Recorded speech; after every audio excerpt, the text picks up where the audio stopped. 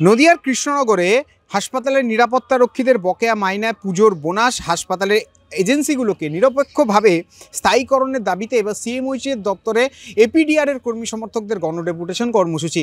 নদিয়ার কৃষ্ণনগরের সিএমওইচ দপ্তরে এই সংগঠনের কর্মীরা যান এবং ডেপুটেশন দেন। তার সঙ্গে সঙ্গে তারা সিএমওইচের সঙ্গে দেখাও করেন।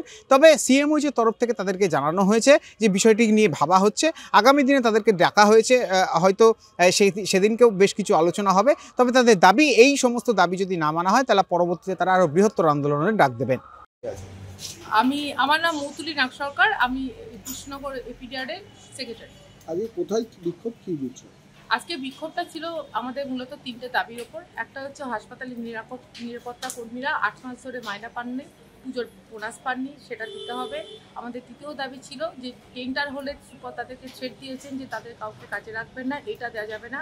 টেন্ডার হলে নতুন এজেন্সি আসুক, কিন্তু যারা কাজ করছেন তাদেরকে কাজে রাখতে হবে।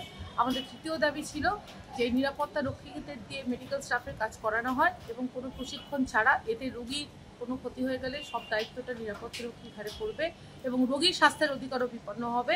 সুতরাং নিরাপত্তা রক্ষীদের দিয়ে কোনো নিরাপত্তা ছাড়া অন্য কোনো কাজ করানো যাবে না। এটা নিয়ে সিওমএইচের কাছে জানি, এটা নিয়ে সিওমএইচ আমাদের দুটো বিষয় আশ্বস্ত করেছেন।